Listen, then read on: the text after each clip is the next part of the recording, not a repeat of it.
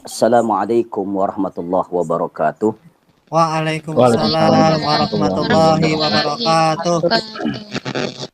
Bismillah walhamdulillah wassalatu wassalamu ala Rasulillah Sayyidina Muhammad bin Abdullah wa ala alihi wa sahbihi wa mawalah wala haula wala quwwata illa billah amma ba'd. Pertama-tama yang saya hormati dan saya muliakan Bapak narasumber kita pada hari ini, yaitu Bapak Muhammad Abdul Rahim SPD, dan juga yang saya muliakan dan saya hormati segenap Bapak Ibu pengikut daripada peserta IHT yang dimuliakan Allah Subhanahu wa taala. Izinkanlah saya di sini ingin memperkenalkan diri saya terlebih dahulu. Nama saya Haji Kurnain SHI sebagai moderator atau sebagai pembawa acara pada acara IHT ini. Dan di sini saya akan memandu atau membacakan susunan acara pada hari ini. Yang pertama yaitu pembukaan, dan yang kedua penyampaian materi yang insya Allah akan disampaikan kali ini oleh yang mulia Bapak Muhammad Abdul Rahim SPD. Dan yang ketiga acara sesi tanya jawab, dan yang keempat yaitu kesimpulan oleh narasumber kita. Dan yang kelima yaitu penutup. Mari kita buka acara IHT kita ini. Kita awali dengan pembacaan surat Bismillahirrahmanirrahim, dengan harapan semoga kita mendapatkan keberkahan dan mendapatkan ilmu yang manfaat. Kita awali dengan pembacaan Bismillahirrahmanirrahim. Untuk selanjutnya mari sama-sama penyampaian materi yang insya Allah akan disampaikan oleh yang mulia Bapak Muhammad Abdul Rahim SPD. Kepada beliau, waktu dan tempat kami persilakan. Ya, terima kasih. Terima kasih. Saya ucapkan terima kasih kepada Pak Haji Kurnain yang telah membantu membuka kegiatan hari ini. Ya, bagaimana kabarnya Bapak Ibu semua? Alhamdulillah sehat Alhamdulillah walafiat. Ya. Mudah-mudahan di masa pandemi ini ya kita semua masih selalu diberikan kesehatan ya. Amin.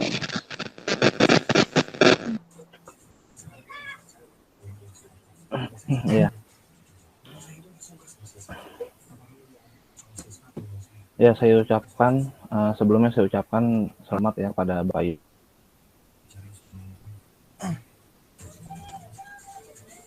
Ibu yang sekolahnya sudah ternyata ya ada kepala sekolah yang hebat ya pastinya ya, karena berkat beliau sekolah ini bisa terpilih ya dari sekian ratus ya atau mungkin ribuan sekolah.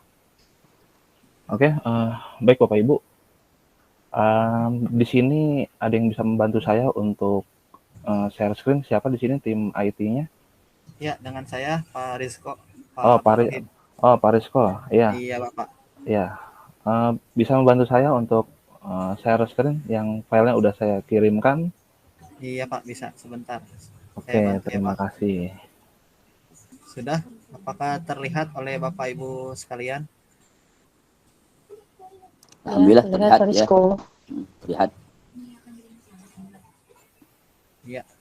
Gimana? Sudah bisa? Sudah bisa dimulai Pak Abdul Rahim. Sudah. Oh ya, yang lain sudah bisa melihat? Sudah Pak, sudah, jelas. Pak. Oke, Sudah, Pak. terima kasih. Ya, sebelum saya menyampaikan materi ya, sebelumnya saya ingin membuat kesepakatan ya untuk lancarnya kegiatan ini. Mungkin nanti pada saat saya sedang menyampaikan materi, mungkin mohon ya kepada Bapak Ibu untuk mic-nya dimatikan supaya tidak ada suara yang keluar. Baik. Oke, baik. Bismillahirrahmanirrahim. Assalamualaikum warahmatullahi wabarakatuh. Waalaikumsalam Waalaikumsalam Waalaikumsalam warahmatullahi warahmatullahi wabarakatuh. warahmatullahi wabarakatuh. wabarakatuh. Langsung saja ya ke pemaparan ya mengenai apa sih profil pelajar Pancasila. Mungkin ada yang pernah mendengar sebelumnya apa itu profil pelajar Pancasila? Ada yang pernah mendengar atau belum ada? Belum, Pak. Oh, belum. Iya, baik. Belum, Pak. Oke. Belum Pak, Oke, ya. belum Jadi mendengar. jadi pada kesempatan hari ini ya, kita Bapak dan Ibu sekalian akan mendengarkan secara virtual ya mengenai apa sih profil pelajar Pancasila ya, atau disingkat dengan P3 ya, tapi bukan partai P3 ya. Oke, mungkin sebelum pemaparan sedikit pembahasan mengenai profil pelajar Pancasila ini. Ya. Jadi yang namanya profil pelajar Pancasila ini itu memang salah satu ya yang akan menjadi ikon dari program sekolah penggerak ya. Di mana profil Pancasila ini ya, profil pelajar Pancasila ini itu salah satu ya yang nantinya mungkin menjadi goal setting dari sekolah penggerak ya, yang mencerminkan karakter-karakter peserta didik ya, seperti itu. Apa saja itu ya, nanti kita akan bahas secara bersama-sama ya, apa saja yang dimaksud dengan profil pelajar Pancasila. Nah, profil pelajar Pancasila itu sendiri memang sudah ada ya, sesuai pada visi misi Kemendikbud ya, dan ini sudah tertuang pada Permendikbud ya yang terbaru ya, itu kalau nggak salah ada di nomor 22 tahun 2020 mengenai rencana strategis Kemendikbud di tahun 2020 sampai 2024 ya. Nah, visi misi ini tentu salah satunya adalah dengan lahirnya yang namanya profil pelajar Pancasila ya, yang kita sering dengar akhir-akhir ini ya. Mungkin Bapak Ibu pernah mendengar tapi tidak terlalu di apa ya begitu saja gitu.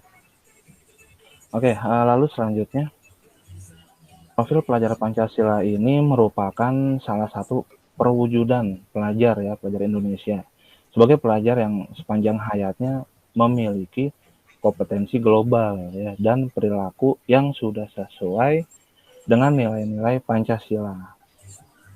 Tentunya sepanjang hayat ini bukan berarti ketika peserta didik itu sudah tidak sekolah formal, maka kompetensinya atau perilaku nilai-nilai Pancasila hilang. Justru sepanjang hayatnya, nilai-nilai dan perilaku ini harus tetap tertanam dan diaplikasikan dalam kehidupan sehari-hari. Oke, baik Bapak Ibu sekalian, mungkin ada yang tahu ya, apa saja profil pelajar Pancasila itu. Oke, kalau belum ada yang tahu, mari kita bahas. Iya, Pak Rohim. Ya, coba dilanjutkan Pak Rizko. Nah, oke. Ya, profil pelajar Pancasila itu ya terdiri, jadi di dalam profil pelajar Pancasila itu ada dua ya di dalamnya ya, masuk ke dalam, di situ ada apa itu sekolah penggerak ya, terus definisi profil pelajar Pancasila itu. Mungkin mungkin ada yang pernah mendengar apa itu sekolah penggerak?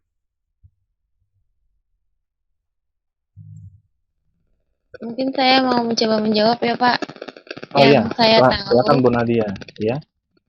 yang saya tahu tentang sekolah penggerak itu adalah sebuah kurikulum operasional yang akan diterapkan di beberapa sekolah SMK lebih tepatnya, karena belum semua sekolah SMK menerapkan kurikulum sekolah penggerak ini. Tujuan diadakannya kurikulum sekolah penggerak ini, pemerintah menginginkan lulusan siswa-siswa SMK itu nantinya bisa lebih mengenal tentang dunia kerja, karena nanti di dalam kurikulum sekolah penggerak ini akan ada aspek-aspek yang di dalamnya itu menunjukkan profil pelajar Pancasila. Setahu saya seperti itu, Pak. Oke, terima kasih. Iya, betul sekali Bu Nadia ya. Jadi program sekolah penggerak itu ya, itu sebuah program yang mengupayakan untuk mewujudkan visi pendidikan Indonesia ya. Visi dan misi tersebut itu untuk mewujudkan Indonesia maju yang berdaulat ya, mandiri, berkepribadian melalui terciptanya pelajar Pancasila. Program sekolah penggerak itu eh, berfokus pada pengembangan hasil-hasil belajar siswa secara holistik ya. Adapun cakupannya itu meliputi kompetensi literasi dan numerasi dan karakter ya yang diawali dengan sumber daya ya SDM yang unggul ya, contohnya kepala kepala sekolahnya dan gurunya seperti itu ya. Baik, oke. Ada yang ingin menambahkan atau ada yang ingin mengomentari dari sekolah penggerak ini? Ya, oke. Lalu selanjutnya eh, ada yang namanya definisi profil pelajar Pancasila, ya. Ada yang bisa mengomentari apa apa yang dimaksud dengan definisi profil pelajar Pancasila ini? Yang tadi di awal sudah saya sampaikan ya tentang profil pelajar Pancasila ini. Jadi nanti di dalam apa profil pelajar Pancasila ini ada ada beberapa aspek yang nanti akan saya jelaskan.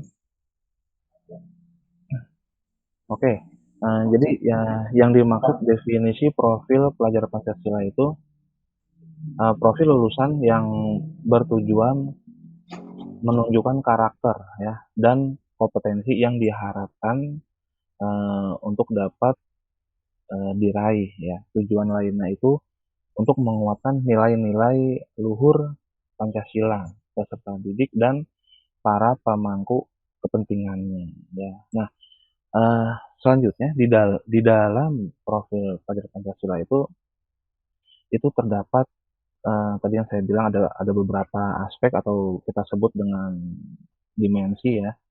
Ada ada 6 dimensi ya. Boleh dilanjut Pak Rizko slide-nya? Slide berikutnya Pak Rizko. Sudah, sudah Pak. Sudah terlihat kan? Oh belum, masih Belum. masih Di masih saya belum, belum. Di saya juga belum. masih belum. Saya pun sama.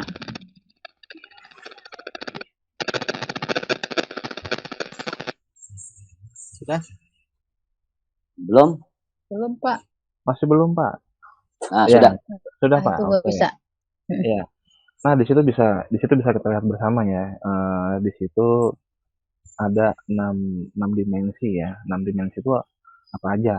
Nah, di situ ada yang pertama itu beriman kepada Tuhan yang Maha Esa ya dan berakhlak mulia. Apa? Bagaimana?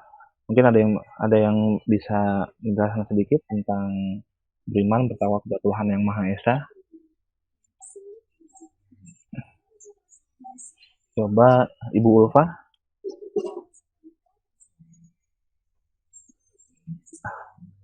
Salah satu Ya, dari 6 dimensi ini beriman bertakwa kepada Tuhan yang Maha Esa. Bisa menjelaskan? mungkin menurut saya kita harus bertakwa dan bertakwa kepada Allah berarti eh, mengingatkan apa sih perintah-perintahnya dijalankan dengan baik, terus berakhlak mulia siswa tersebut harus berakhlak mulia terhadap orang tua ataupun orang yang lebih tua dari dia. Mungkin seperti itu atau ada yang mau ditambahkan, mohon maaf kalau jika ada yang kurang. Ya, terima kasih Bu Ulfa. Oke. Ya, jadi beriman dan bertakwa kepada Tuhan yang Maha Esa ya diwujudkan ke dalam akhlak yang mulia ya, baik dalam beragama, akhlak yang baik kepada diri sendiri, kepada sesama manusia ya, kepada alam dan kepada negara Indonesia khususnya. Nah, contohnya seperti ini, sikap yang menunjukkan beriman dan bertakwa kepada Tuhan Yang Maha Esa itu seperti misalnya eh, ber, berakhlak baik kepada pada sesama, ya, lalu ibadah tepat tepat pada waktunya, ya, yang yang intinya yang intinya itu bagaimana, bagaimana sikap kita itu eh, apa ya,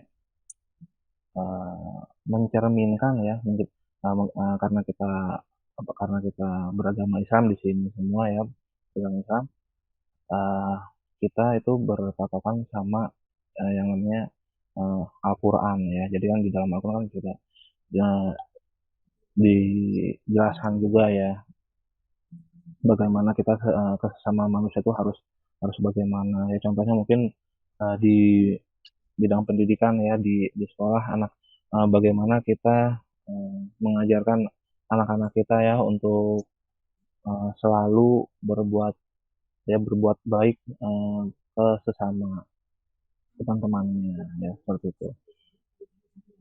Oke, lanjut, yang dimensi kedua, berkebinekaan global. Nah, di sini yang dimaksud dengan berkebinekaan global yaitu pelajar Indonesia yang berkebinekaan global ya, memiliki identitas diri yang matang, ya, memiliki wawasan serta keterbukaan tentang eksistensi ragam ya, budaya, daerah, nasional dan global ya. Contohnya mengenal dengan baik tentang budaya yang ada di negara Indonesia ya, menghargai dan saling toleransi antar suku dan lain sebagainya ya. Jadi uh, Bhinneka Tunggal Tunggal Ika gitu ya.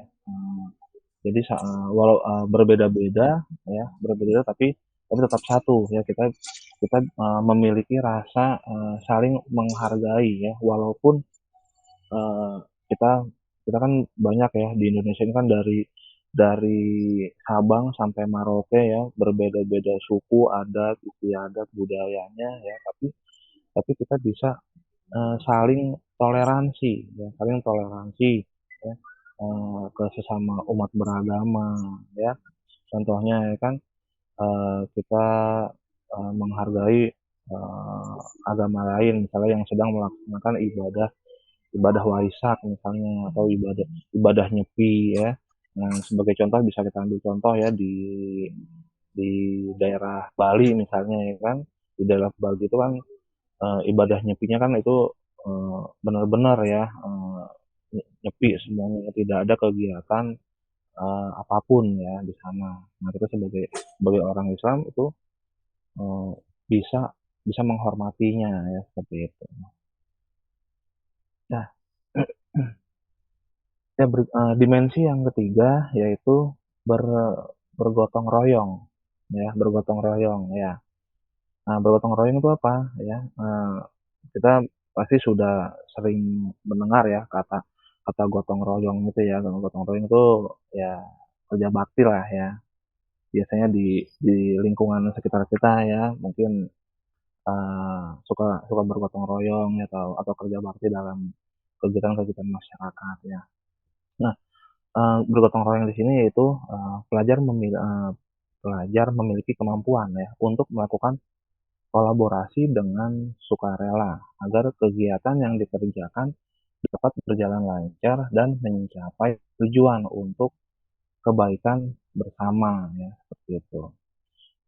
Contohnya itu mungkin bisa dilakukan dalam hal apa ya, eh, mengerjakan suatu permasalahan secara kolaborasi atau bersama-sama dengan teman dalam suatu kelompok ya.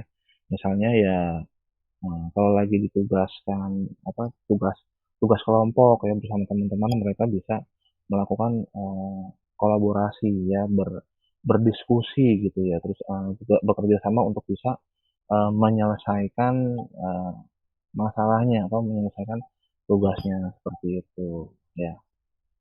Ya, bagaimana Bapak Ibu bisa dimengerti, terdengar nggak sih suara saya? Terdengar jelas Pak Rohim? Terdengar jelas. Nah, Jelas Pak, jelas. Cukup jelas. Oke, ya Pak Haji. Tetap semangat ya Pak Haji ya. Semangat. Iya. Oke. Berikutnya dimensi yang keempat itu ada yang namanya dimensi mandiri ya. Dimensi mandiri itu apa? Dimensi mandiri itu mandiri di sini ialah pelajar Indonesia ya memiliki prakarsa atas pengembangan dirinya yang tercermin dalam kemampuan untuk bertanggung jawab ya, memiliki rencana strategis ya, melakukan tindakan dan juga bisa merefleksikan proses dan dari hasil pengalamannya ya. Maka dari itu pelajar Indonesia itu harus diri ya, dan situasi yang dihadapi ya, serta memiliki regulasi diri ya. Jadi contohnya itu ya dia harus bisa apa namanya paham atas diri sendiri. Jadi apa namanya bisa melakukan kegiatan atau mempunyai rasa percaya diri gitu lah ya. Jadi tidak bergantung pada orang lain gitu ya, tidak selalu bergantung pada temannya, pada orang lain, walaupun ya kita sebagai manusia itu ya apa namanya makhluk sosial gitu ya, tidak mungkin tidak membutuhkan bantuan dari orang lain.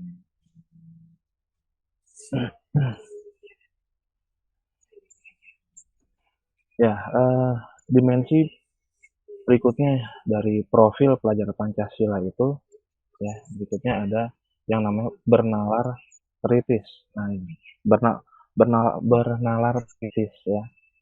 Kenapa bernalar kritis ya? Jadi di profil pelajar Pancasila ini ya, pelajar Indonesia itu dituntut untuk memiliki atau berpikir ya secara objektif ya, bernalar kritis ya, berpikir secara objektif ya, sistematik ya, dan saintifik ya, dengan mempertimbangkan berbagai aspek berdasarkan data dan fakta yang mendukung, sehingga ya pelajar Indonesia itu dapat membuat keputusan yang tepat ya, dan berkontribusi memecahkan masalah di kehidupannya ya. Terus ya serta terbuka ya dengan penemuan baru ya, jadi bisa bisa menerima ya. Nah, contohnya itu ya, sebagai contoh bernalar kritis itu menganalisa suatu permasalahan ya yang kompleks di dalam pembelajaran ya, dan mampu menyelesaikan permasalahan tersebut ya sampai ditemukannya sebuah solusi ya. Jadi yang namanya bernalar kritis itu ya kita dituntut ya, atau pelajar itu dituntut ya untuk bisa mengkritisi pendapat atau opini dari orang lain ya. Jadi tidak asal menerima saja ya, tidak asal menerima apa yang disampaikan oleh orang lain seperti itu ya. Jadi bisa menelaah lagi apa yang disampaikan oleh orang lain. Ya, baik Bapak Ibu sekalian, kayaknya udah lemes-lemes semua ini. Ya, mungkin sebelum melanjutkan lagi kita bisa ice breaking dulu. Boleh Pak? Ya, Boleh, biar Pak. segar. Ya. Oke, biar semangat, biar tambah semangat, biar tambah segar. Biar lebih rileks, biar lebih lebih santai, rileks. lebih fokus. Ya, siapa di sini yang bisa melakukan speaking, boleh silakan untuk menyegarkan suasana Rahim, supaya saya dengan Bu Ulfa. tidak. Oh iya, silakan Ya, Bu mungkin Ulfa. Bu Ulfa ya. Bu Ulfa. Oke, ya terima kasih Pak Rohim waktunya. Oke, assalamualaikum teman-teman, semuanya pasti pada sehat. Sehat.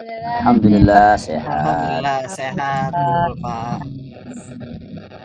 Ya, saya ingin Bu kata Suaranya tuh putus-putus nih. putus-putus Pak Haji. Iya. Ah, udah jelas tuh. Udah jelas. Alhamdulillah. Ya, jadi tuh kata satu-satu, kata terakhir sambung lagi. Contohnya saya berkata aku. Nah, nanti saya menunjuk Pak Rizko, nanti Pak Rizko akan menunjukkan aku terbang atau atau yang lainnya seperti itu ya contohnya ya Bapak Ibu ya.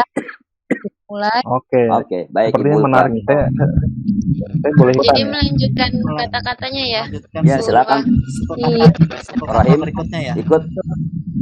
Oke. Narasumber harus Ya, ikut juga yuk, biar lebih semangat lagi kita. Oke, silakan. Oke, siap. Oke. Semangat. Dimulai dengan kata kami. Saya nunjuk Bu Nadia. Ya. Kami baru Ya, kami. Saya lempar Satu kata aja. iya tadi kan Lempar ke siapa? Iya. lempar ke Pak Haji. Silakan Pak Haji. Saya ya. Ya, terima kasih Bu Nadia. Kami baru ya. Kami baru pulang. Iya, Pak. Kami baru Kami baru pulang ya. Saya lempar ke Bapak narasumber kita.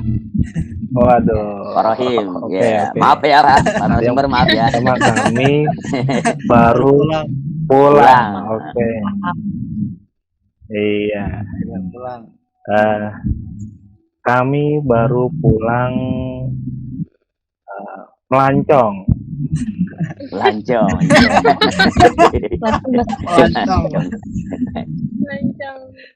Lancong siapa nih? Pak Rizko. Oke, silakan silakan dilanjut. Tadi udah semua ya, Pak Rizko, silakan. Ya, tinggal Pak Rizko. Ayo, Pak Rizko.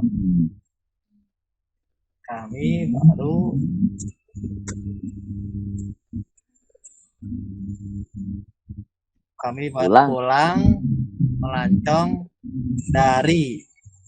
Ayo Pak Rizko ketawa nih nggak dari kami baru pulang melancong dari langsung aja orangnya sebutin dari pasar. Jangan pakai dari, kalau dari 2 kalimat itu. Dari 1 kata itu. Dari. Tapi nggak nyambung dari mana. Kami baru pulang melancong dari. Kami baru pulang melancong dari. Terus yang lanjutin siapa? Terus ya dah. Lanjut lagi. Lanjut lagi mulai. Ya, oke, udah. Oke. Ya sudah ini ya, sudah mulai semangat lagi ya. Bisa kita lanjut materinya ya. Ya, semangat. Oke Pak. Siap. Mohon maaf soalnya sebelumnya waktu saya juga tidak banyak, ini ada kegiatan di tempat lain juga. Jadi harus on time juga. Iya. Semoga Bapak sehat Pak ya. Ya Allah, jaga sehat selalu Bapak narasumber kita ini, Masya Allah. Jam terbangnya penuh, Masya Allah. Ya, oke, Pak Rizko mungkin bisa di share screen kembali. Siap Pak Rahim. Slide selanjutnya tentang ini Pak.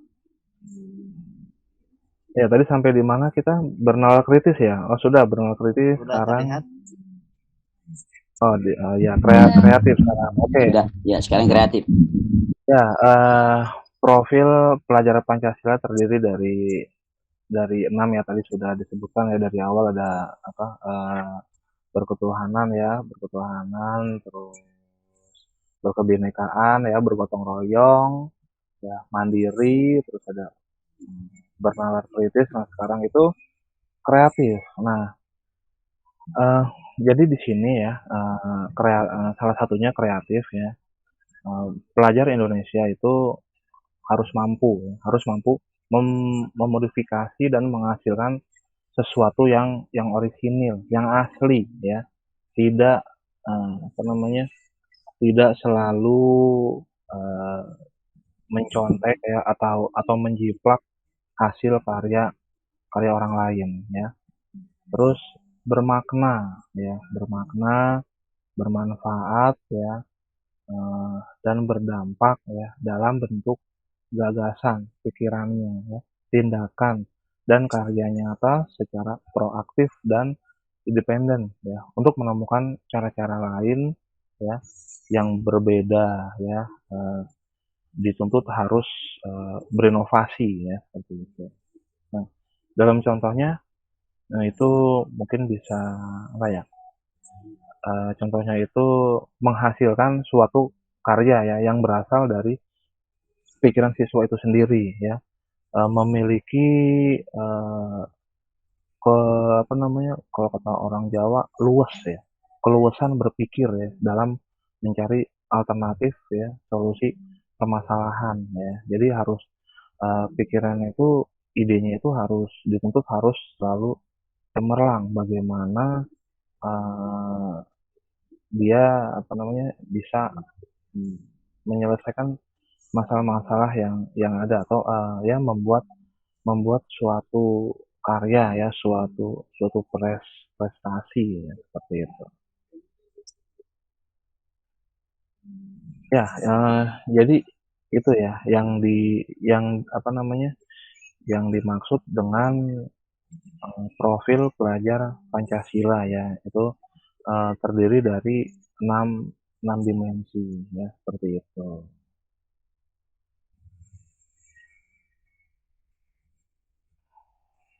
Ya silakan Bapak Ibu ya itu tadi sudah sama-sama ya saya paparkan ya yang namanya profil pelajar Pancasila yang terdiri dari 6 dimensi itu.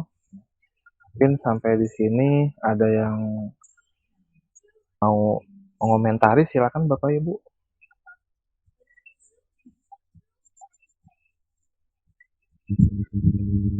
Atau mungkin mau dibuka sesi tanya jawab boleh mungkin waktu kita masih masih cukup ini kayaknya sekitar 10 sampai 15 menit nggak apa-apa saya kasih kesempatan. Saya Pak Roy mau tanya. Oh ya silakan Bu Nadia. Ya, tadi kan salah satu dimensi profil Pancasila, profil pelajar Pancasila yang udah disebutkan dan dijelaskan oleh Pak Rohim itu kan salah satunya ada tentang bergotong royong ya Pak. Ya, saya mau bertanya nih Pak, menurut Pak Rohim sendiri, hal-hal apa saja sih yang perlu dilakukan oleh pelajar di Indonesia untuk menunjukkan sikap bergotong royongnya gitu Pak? Menurut Pak Rohim seperti apa? Oke, iya bagus sekali pertanyaannya. Ya, hal-hal apa saja ya? Jadi pertanyaannya gini ya, hal-hal apa saja yang perlu dilakukan oleh pelajar Pancasila untuk mewujudkan sikap bergotong royong seperti itu ya Bu Nadia ya? Iya betul Pak, pelajar Iya. di Indonesia. Ya, jadi yang bisa dilakukan oleh pelajar Pancasila itu ya salah satunya mungkin bisa melakukan kolaborasi ya, bisa melakukan kolaborasi, bekerja sama gitu ya, memiliki kepedulian yang tinggi ya dan berbagi dengan sesama ya. Sebagai contoh dalam pembelajaran Bu Nadia mengajar apa di sini di SMK ini? Saya mengajar di mata pelajaran matematika Pak. Oh, matematika. Oke.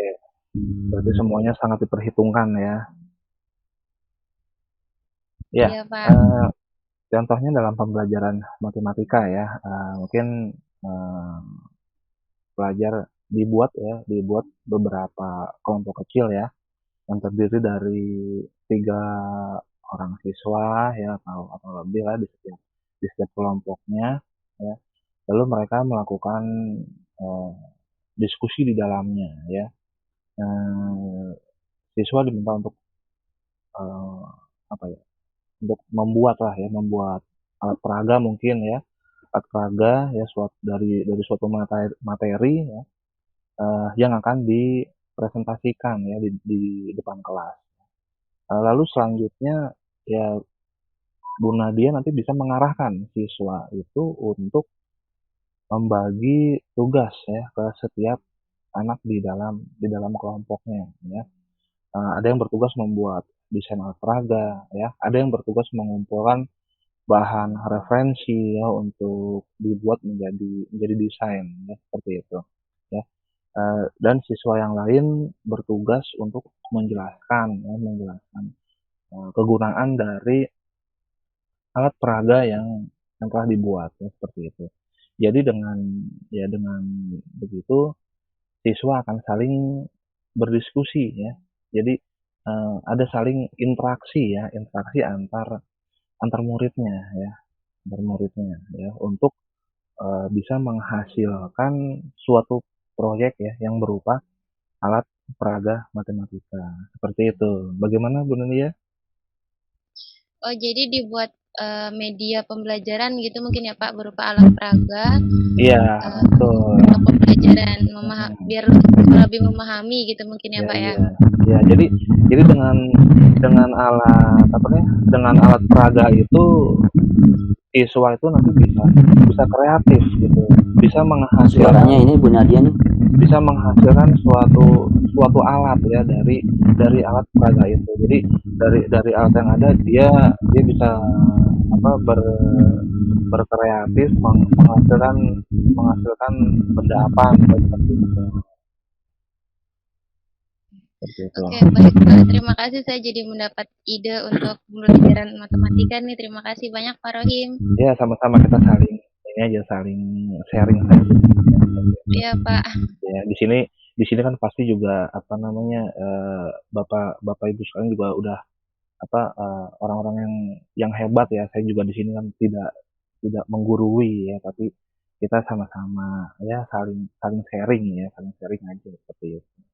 Oke, baik, terima kasih Bu Nadia atas pertanyaannya.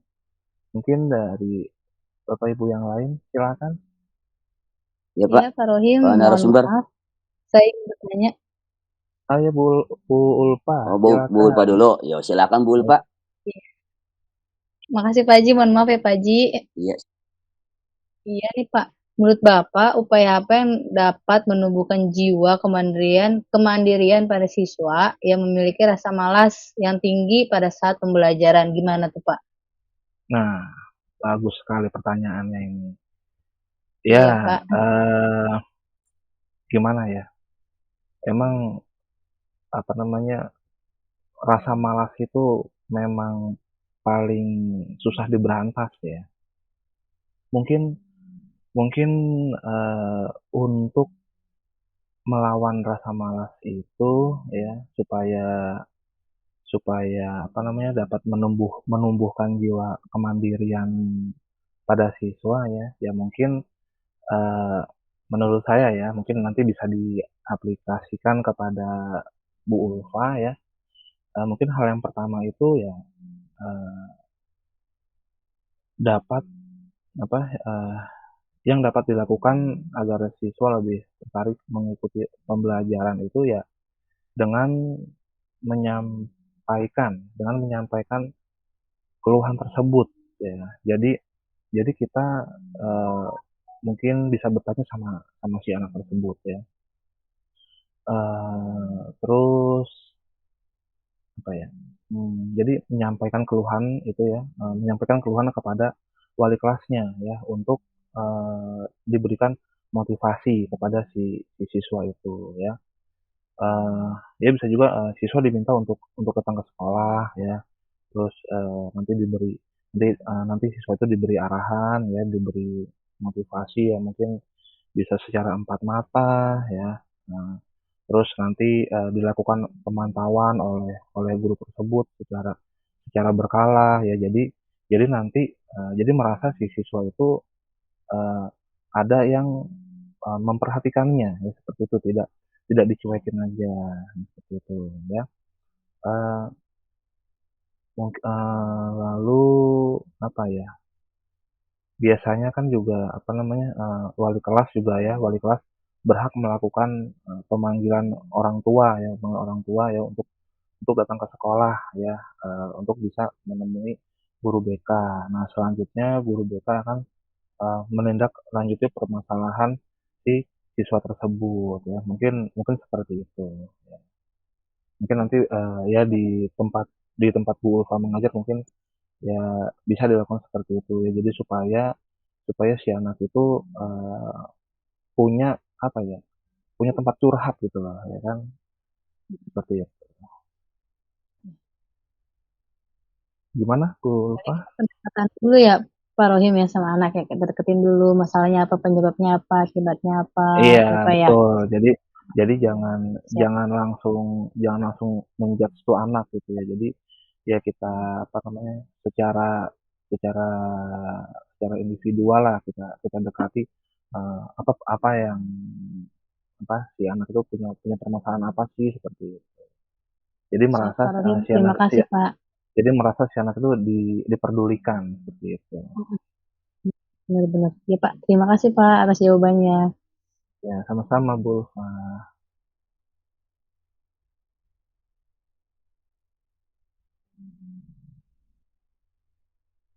Dari yang lainnya boleh silakan. Ya, Mungkin dari Pak Haji Kurnain atau dari Pak Rizko. saya, Pak narasumber. Oh ya, silakan. Ya, sebelumnya saya mohon maaf, saya Haji Kurnain ingin menanyakan kepada Bapak narasumber tentang sebelumnya tadi Bapak sudah menjelaskan bagaimana tentang P3. Salah satunya dimensi di dalamnya adalah dimensi kreatif. Nah, menurut Bapak sendiri, pelajar yang kreatif itu yang bagaimana, Pak? Saya belum terlalu paham. Oh ya, ya baik Pak Haji. Jadi pelajar kreatif itu eh, pelajar yang bisa menghasilkan suatu gagasan, ya, ya, suatu ide bisa berpikir untuk mencari alternatif solusi permasalahannya, ya. Nah, sebagai contoh, misalnya kita ambil contoh dari selembar kertas misalnya. Nah, Ya, dari selembar kertas itu eh, pelajar dituntut untuk kreatif. Nah, dari selembar kertas itu eh, hal apa yang bisa ia buat dari selembar kertas itu seperti itu. Apakah mungkin nanti jadi apa kapal-kapalan ya atau jadi bunga-bungaan misalnya seperti itu. Jadi dia bisa bisa apa namanya bisa bisa memunculkan memunculkan ide dia ya, atau dia bisa menyumbangkan pikiran pikiran dia gitu, tidak tidak hanya di apa namanya ya. Oh, putus-putus suaranya ya. Oh, mungkin. bisa jelas? Saya juga jelas, Pak. Oh, jelas Panji. Jelas. Bu Nadia kalau dibuka itunya, Saya jelas. Bu Nadia selalu bunyi dulu itunya tuh. Kalau dibuka mutnya bunyi terus. Ya, jadi seperti itu Pak Haji. Jadi siswa yang kreatif itu ya siswa yang bisa menghasilkan apa namanya pikiran-pikiran dia itu bisa selalu apa namanya bermanfaat bagi temannya, bagi orang lain seperti itu. Ya, ya. Jadi dia berkreasi sendiri gitu ya Pak ya. Berkreasi sendiri ya, betul Pak Haji. Seperti Baik itu. Pak. Alhamdulillah ya saya jadi tambah mengerti. Terima kasih Pak, Pak narasumber atas masukannya atau ininya ilmunya yang diberikan Bapak. Terima kasih.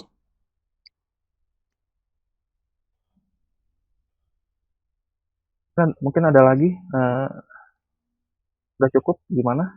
Ada yang mau bertanya lagi? Pak Rizko, silakan.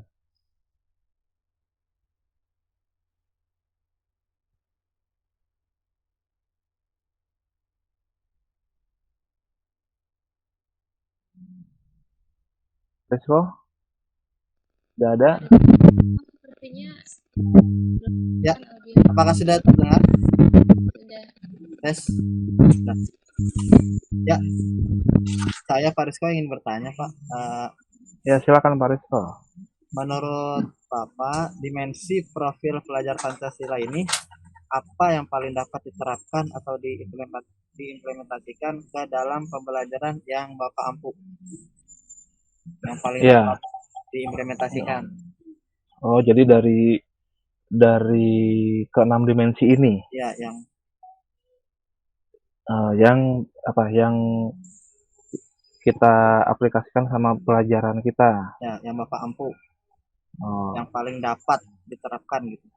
Oh gitu. Ya, ya di sini karena saya mengampu mata pelajaran informatika ya, maka dimensi P3 ini ya atau profil pelajar Pancasila ini yang paling dapat diterapkan ke dalam pembelajaran itu ya dimensi kreatif ya. Selanjutnya diikuti oleh dimensi mandiri ya, apabila diberikan tugas kepada siswa ya berupa tugas individu dan dimensi gotong royong apabila tugas yang diberikannya itu kepada siswa berupa tugas kelompok seperti itu. Nah, jadi di pelajaran saya itu kan informatika ya, biasanya kan itu berkaitan sama misalnya penggunaan aplikasi-aplikasi ya. Contohnya aplikasi Photoshop misalnya ya, edit foto. Nah, di situ dituntut untuk melakukan apa ya, dengan menggunakan Photoshop ya, itu kita bisa membuat foto seperti apa gitu yang tadinya apa namanya, misal Parisco belum pernah ke Monas. Nah, ngambil gambar Monas lalu foto Parisco ditempel di situ dipindahin jadi seakan-akan posisi Parisco itu sedang berada di Monas seperti itu. Jadi dikreasin sendiri ya dengan karya sendiri. Betul betul seperti itu. Nah, makanya kan sekarang banyak foto-foto yang apa namanya, yang aneh-aneh gitu ya. Badannya si ini tapi mukanya si Intu seperti itu. Nah, itu Seperti kreatif foto ya. seperti foto di lokasi ya, padahal bukan ya. Ya, seperti itu ya. Itu foto-foto yang kurang kurang bagus seperti itu. Ya, oke, mungkin cukup kali ya karena waktu sudah menunjukkan pukul 11 juga ini ya, 11 siang ya. Saya harus ini juga ada kegiatan yang lain. Baik Pak. Ya jadi kesimpulannya begini ya. Kesimpulannya itu ya dari profil pelajar Pancasila pada sekolah penggerak itu ya. Profil pelajar Pancasila itu merupakan upaya menerjemahkan tujuan dan visi pendidikan ke dalam format yang lebih mudah dipahami ya. Nah, tentunya mudah dipahami oleh seluruh pemangku kepentingan pendidikan ya, mulai dari instansi terkait ya, apa namanya, dinas pendidikan ya, terus sampai sampai di sekolah itu ya. Lalu rumusan profil pelajar Pancasila ya dibuat dengan tujuan sebagai kompas bagi pendidik ya, sebagai sebagai arah supaya ada tujuannya ya, supaya pendidik itu tidak tersesat ya, seperti itu ya. Jadi segala pembelajaran, program dan kegiatan di satuan pendidikan ya bertujuan akhir ke profil pelajar Pancasila ya. yang terdiri dari beriman, beriman, ya, terus berkebinekaan, ya, terus bergotong royong, ya, mandiri, bernalar kritis, dan juga kreatif, ya, seperti itu. Ya, terima kasih Bapak Ibu. Mungkin pertemuan kita sampai di sini, ya. Mungkin nanti semoga kita bisa bertemu lagi, ya, dalam kondisi yang sudah memungkinkan untuk bisa berkumpul bersama, ya, tatap muka, ya. Mudah-mudahan Amin. Pandemi ini ya cepat berakhir, ya. Amin. Kita bisa mungkin itu saja pemaparan dari saya, ya. Lebih kurangnya saya mohon maaf. Wallahumma muwaffiq ila aqwamit thoriq. Wassalamualaikum warahmatullahi wabarakatuh.